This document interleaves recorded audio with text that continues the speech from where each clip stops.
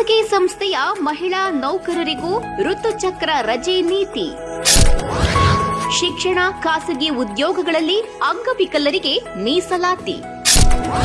ಕರ್ನಾಟಕ ಗೃಹ ಕಾರ್ಮಿಕರ ಕಲ್ಯಾಣಕ್ಕೆ ಬಹುದೊಡ್ಡ ಕೊಡುಗೆ. ದುಡಿಯುವ ಕೈಗಳ ಬದುಕು ದಣಿವಾಗದಿರಲಿ ಎನ್ನುವ ಹೆಮ್ಮೆಯ ನಾಯಕ.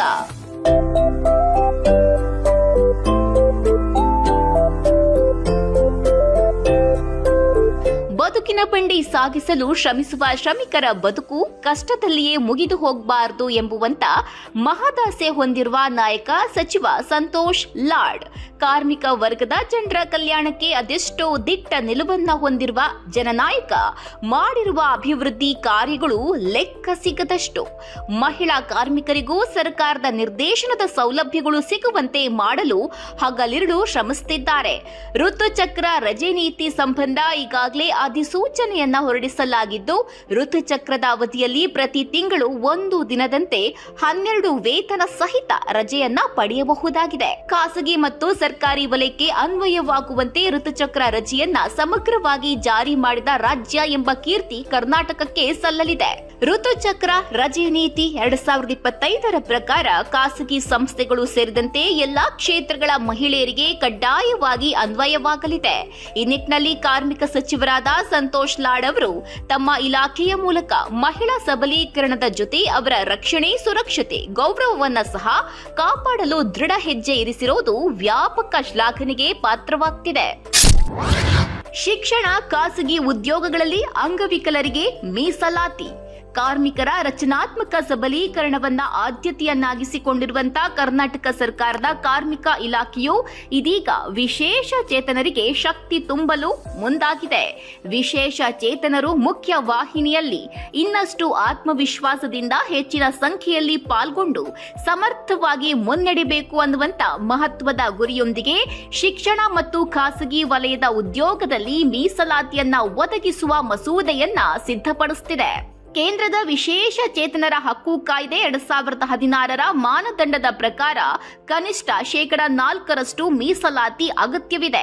ಇದರ ಪ್ರಕಾರ ರಾಜ್ಯದ ಪ್ರಸ್ತಾವಿತ ಮಸೂದೆಯಲ್ಲಿ ಖಾಸಗಿ ವಲಯದ ಉದ್ಯೋಗ ಕ್ಷೇತ್ರದಲ್ಲಿ ಕನಿಷ್ಠ 5% ಮತ್ತು ಶಿಕ್ಷಣ ಕ್ಷೇತ್ರದ ಸರ್ಕಾರಿ ಉನ್ನತ ಶಿಕ್ಷಣ ಮತ್ತು ಖಾಸಗಿ ಸಂಸ್ಥೆಗಳಲ್ಲಿ 10% ಮೀಸಲಾತಿಯನ್ನ ಕಡ್ಡಾಯಗೊಳಿಸಲಿದೆ.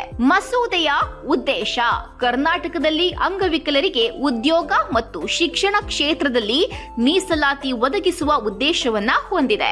ಈ ಹಿನ್ನೆಲೆಯಲ್ಲಿ ಕಾರ್ಮಿಕ ಸಚಿವರಾದ ಸಂತೋಷ್ ಎಸ್ ಲಾಡ್ ಅವರು ಮಾಹಿತಿ ತಂತ್ರಜ್ಞಾನ, ವಾಣಿಜ್ಯ ಮತ್ತು ಕೈಗಾರಿಕೆ, ಮಹಿಳಾ ಮತ್ತು ಮಕ್ಕಳ ಅಭಿವೃದ್ಧಿ, ಶಿಕ್ಷಣ, ಶಾಲಾ ಶಿಕ್ಷಣ ಹಾಗೂ ಉನ್ನತ ಶಿಕ್ಷಣ ಇಲಾಖೆಗಳು ಮತ್ತಿತರೆ ಸಂಬಂಧಪಟ್ಟ ಇಲಾಖೆಗಳಿಂದ ಅಭಿಪ್ರಾಯ ಪಡೆಯುವಂತೆ ಸೂಚಿಸಿದ್ದಾರೆ.